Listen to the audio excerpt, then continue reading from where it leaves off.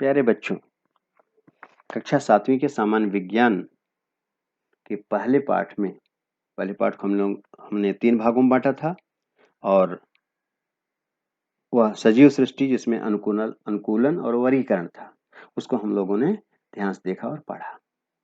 अब हम उसके बाद का दूसरा पाठ शुरू करते हैं जो अपने विषय में दिया गया है और वह है वनस्पति, रचना और कार्य।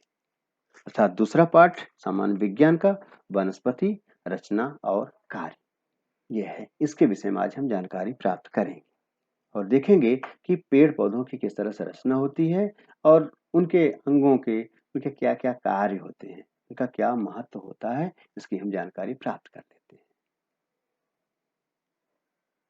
तो सबसे पहले हम देखेंगे कि वनस्पति के कौन कौन से अंग होते हैं। अर्थात जो आसपास वनस्पतियां देखते होगे, कैसे उसको पहचान लेते हो? ये आम का पौधा है, ये तुलसी है, ये नीम का पेड़ है, ये अमरूद का पेड़ है, ये घास है। इसे हम कैसे पहचान लेते हैं?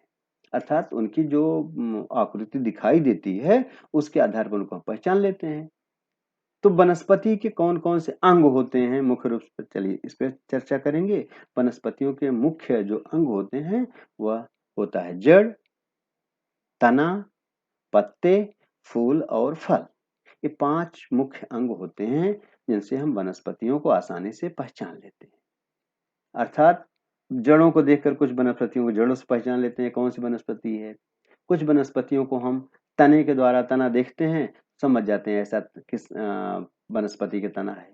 उस तरह से पत्तियों को देख करके, अधिकतर वनस्पतियों को पत्तियों को देखकर पहचान लेते हैं। कुछ वनस्पतियां होती हैं कि पत्ते अगर तने भी नहीं भी दिखाई दे, खाली फूल देख लेते हैं, तो फूल देख के हम कह देंगे देखो गुलाब का फूल है, तो गुलाब का पौधा हमारी आंखों के सामने तैर जाता है। गुड़हल का फूल है, तो फूल से भी हम उसको वनस्पतियों को पहचानते हैं। और फल फल देख करके, आम खा रहे हैं तो आम का पूरा पेड़ हमारे आंखों के सामने आ जाता है कि आम ऐसा है, आम मोटा सा तने वाला पौधा है, इसमें पत्तियां इस तरह से होती हैं, जड़ें होती हैं, ये पूरा आ जाता है। अर्थात फलों को देख करके हम उसको पहचान सकते हैं और इन सब की अलग अलग विशेषताएं होती हैं। इन सबको ध्यान में रख करके विभिन्न अंगों की जानकारी हम प्राप्त करते हैं कि अर्थात जड़, तना, पत्ते, फूल और फल। यदि ये पूछा जाए हमसे कभी भी कि वनस्पतियों के कौन कौन से अंग होते हैं, तो आप लिखोगे जड़, नंबर 1 जड़, दूसरा तना, तीसरा पत्ते, चौथा फूल और 5वां फल। ये 5 मुख्य भाग होते हैं।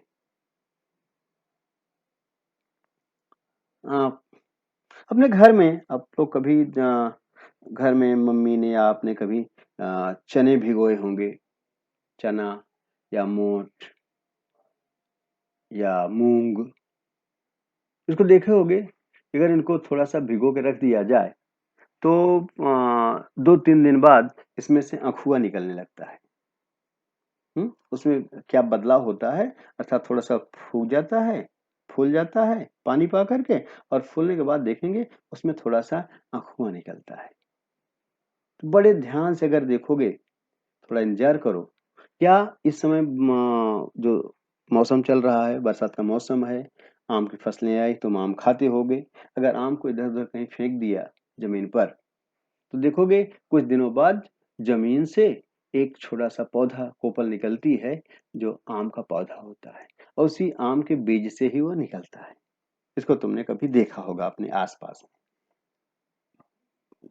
अब हम चने का उदाहरण लेते हैं। सामने देखो हमारे मोबाइल की स्क्रीन पर एक बीज दिखाई दे रहा है।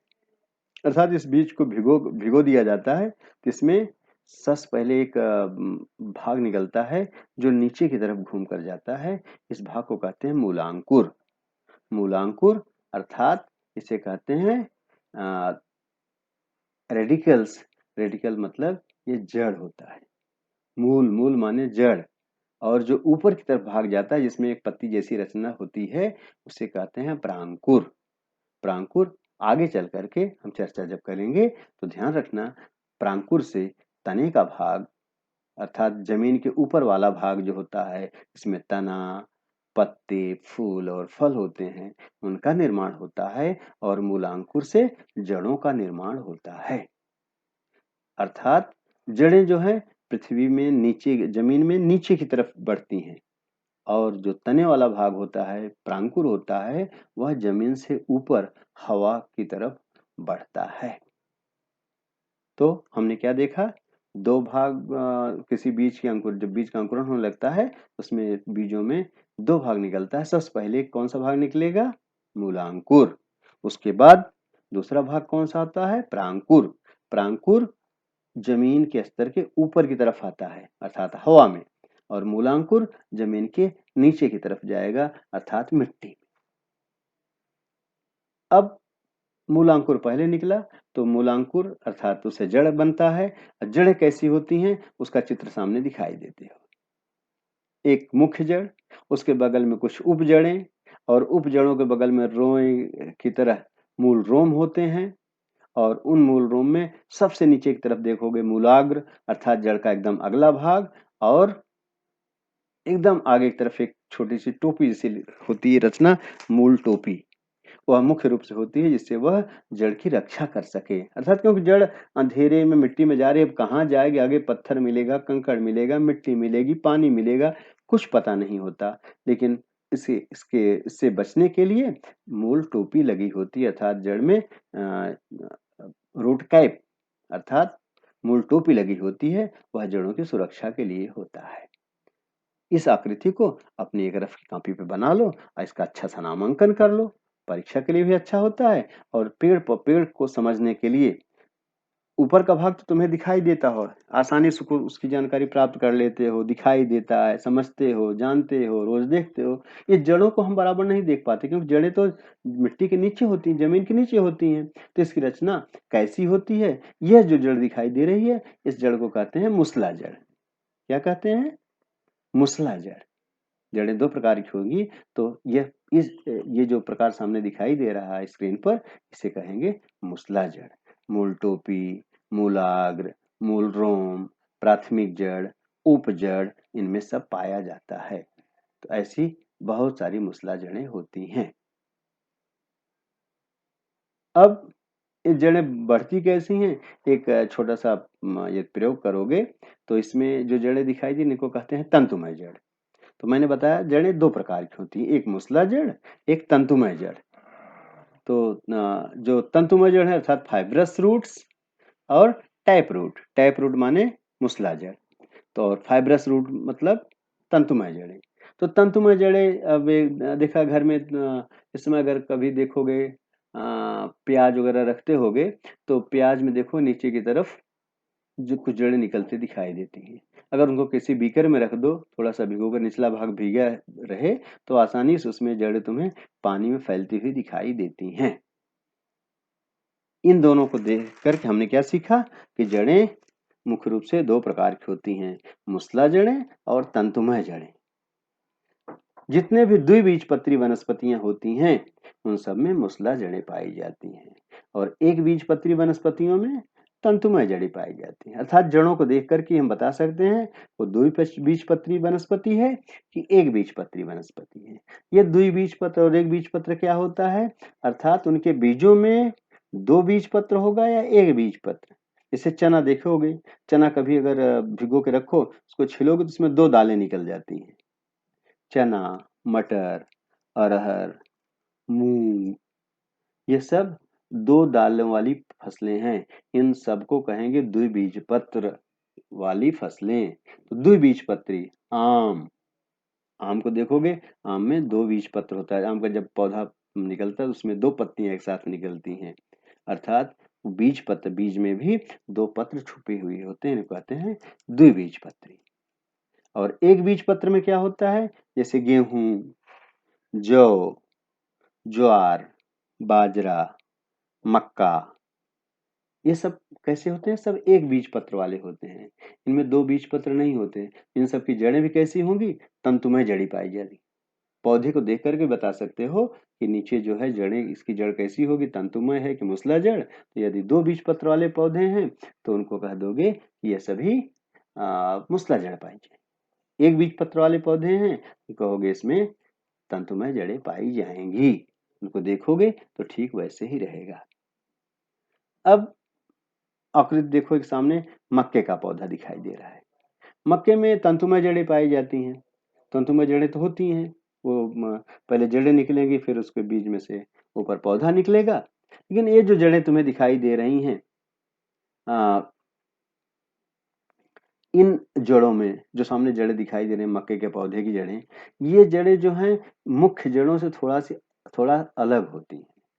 क्योंकि मक्के का पौधा पतला होता है, लंबा होता है, थोड़ी हवा लगने पर उसके गिरने का डर होता है, तो उसको संभाले रखने के लिए कुछ सहारा देने वाली कुछ जड़ें होती हैं, जो तंतुमय जड़ें के रूप में ही गांठों से निकलती हैं और वो भी पृथ्वी में जाकर के घुस जाती हैं, और ये जड़ें भी पौधे को सहारा देती हैं।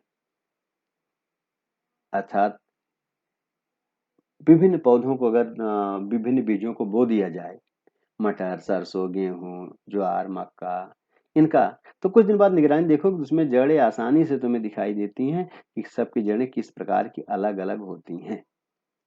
जड़ें मिट्टी में रहेंगी, और मैंने बताया तंतुमय जड़ें और मूसला जड़ें, इनको आसानी से तुम पहचान सकोगे। अब जो मक्के में भी आपने जड़ देखा, गन्ना, ज्वार, बाजरा, इन सब में जो जड़ें पाई जाती हैं नीचे की तरफ, उन जड़ों को कहते हैं आगंतुक जड़ें। अर्थात तने की गांठों से निकल करके जो पौधे को सहारा देने के लिए अतिरिक्त जड़ें होती हैं, इन जड़ों को आगंतुक जड़ों के नाम से जानते हैं। हमने बताया जड़ें दो ही प्रकार की होती हैं, एक मूसला जड़, एक तंतुमय जड़। लेकिन ये जो जड़ें आगंतुक जड़ें हैं, ये तंतुमय जड़ों में, तंतुमय जो जड़ें होती हैं, ऐसे पौधों, कुछ पौधों में ये जड़ें पाई जाती हैं जो उसकी सुरक्षा के लिए होती हैं, पेड़ों को आधार देने के लिए, मजबूत आधार देने के लिए मिट्टी को जकड़ कर रखती हैं, जिससे पौधा सीधे खड़ा रह सके। और इस तरह से इन जड़ों में जो परिवर्तन होता है, इनको परावर्तित जड़ें भी कहते हैं, परिवर्तित जड़ें भी कहते हैं। परिवर्तित जड़ें अर्थात वो अपना आकार या रूप कुछ तरह से बदल लेती हैं। हाँ, ये परिवर्तित जड़ों में एक होता है वायवीय जड़ें। वायवीय जड़ें तुम किस में देखते होगे? बरगद में। बरगद में देखते होगे जो तने से लटकती हुई जड़ें होती हैं, उनको वायवीय जड़ें कहते हैं। वो जड़ें पौधे के मूलांकुर से नहीं निकली हुई हैं, तने के गांठों से निकली हुई हैं, लेकिन वह भी पौधे को, पौधा बड़ा होता है, उसको सहारा देने के लिए वो धीरे धीरे बढ़ करके मिट्टी में आ जाती हैं, और जब मिट्टी में आ जाती हैं तो भी पूरे जड़ों की तरह काम करने लगती हैं। ऐसी जड़ों को कहते हैं वायवीय जड़ें। आधार जड़ें, आधार जड़ें अर्थात जो मक्के वगैरह हमने बताया, ये सब पौधे को आधार देने के लिए आधार जड़ें होती हैं। कुछ में धावक जड़ें होती हैं, कुछ में श्वसन जड़ें होती हैं। कुछ पौधे ऐसे होते हैं जो दलदले स्थानों में पाए जाते हैं, उसमें वहाँ नाइट्रोजन कमी होती है, तो नाइट्रोजन को पूरा करने के लिए वहाँ पर नीचे तने में एक अलग से जड़ें निकली होती हैं जो नाइट्रोजन को अवशोषित करती हैं। उन सबको हम इन सबको मिलाकर हम कहते हैं परिवर्तित जड़ें, अर्थात जड़ें जो अपने मुख्य रूप से थोड़ा सा परिवर्तन कर लेती हैं। तो इस अर्थात अच्छा, जड़ें क्या करती है? जड़ों का मुख्य काम क्या होता है? पानी का अवशोषण। जो सामने आकृति दिखाई दे रही है, इसमें दोनों पौधों एक ही गमले में पौधा लिया गया, कुछ दिन बाद दूसरे पौधे की आकृति तुम्हें दिखाई दे रही है। तो पौधे जब पानी को अवशोषित कर लेंगी, तो पानी का स्तर धीरे धीरे कम होता जाता है। यह दिखाया गया कि जड़ें पानी का अवशोषण करती हैं। अर्थात क्योंकि हम इसके पहले हमने पढ़ा कि कक्षा 6वीं में आपने पढ़ा है कि प्रकाश संश्लेषण के लिए जड़ों से पानी और पोषक तत्वों को खींच करके जड़ें पत्तियों को देती हैं, और पत्तियां भोजन बनाती हैं। तो जड़ों का काम वही रहेगा। इसके लिए इसमें हम देखते हैं आगे चल करके कि कुछ हम प्रश्न देते हैं, इस पे ध्यान दोगे कि इमली, आम जैसी वनस्पतियों में तंतुमय जड़ें होती तो क्या होता? तंतुमय जड़ें बहुत नीचे तक, गहराई तक नहीं जाती। जमीन के ऊपरी भाग में ही रहती है, बहुत ज़्यादा नीचे तक नहीं जाती। इससे क्या होता है, ये केवल ऐसे पौधे में पाई जाती हैं जो पौधे ज़्यादा दिन तक जीवित रहने वाले नहीं होते। कम समय के पौधे होते हैं।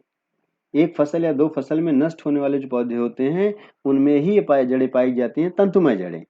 लेकिन इमली कैसी है? इमली का पेड़ कैसा रहता है? एक साल में खत्म हो जाता है क्या? नहीं, बड़ा पेड़ होता है।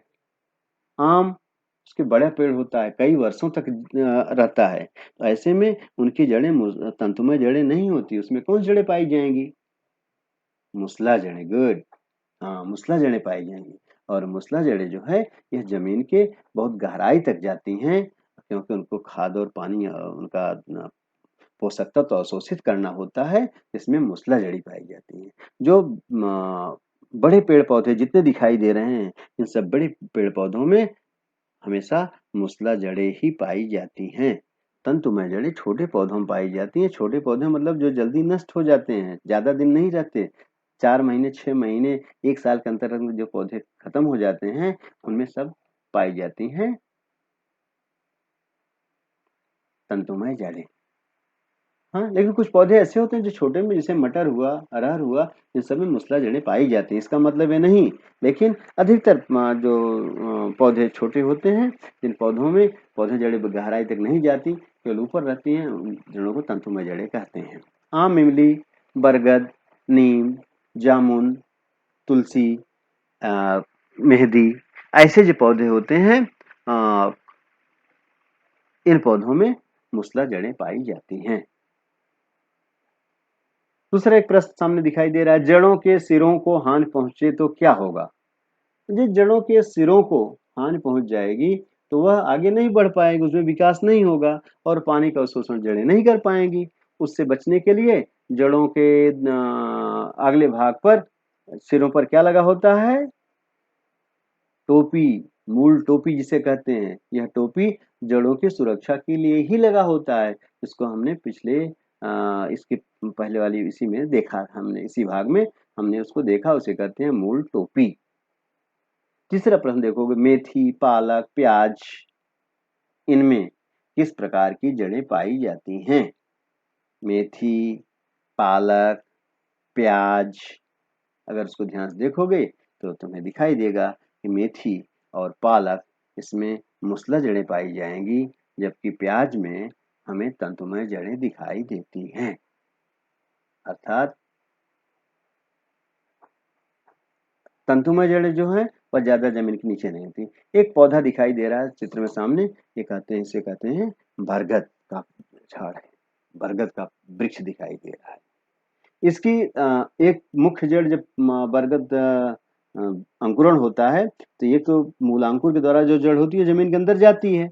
उसके बाद प्रांकुर से तना निकलता है, तनों से बहुत सारे वायवीय जड़ें निकल करके वो भी जमीन में जाकर के मिल जाती हैं। ये जो सामने बरगद का वृक्ष दिखाई दे रहा है, इसमें कह सकते हो कि इतने ज्यादा वायवीय जड़ें आकर के फिर मूल जड़ों में परिवर्तित हो जाती हैं, इतनी ज्यादा हो जाती हैं कि अब तो कुछ दिन बाद पता नहीं लगता कि इसमें मुख्य जड़ कौन सी है।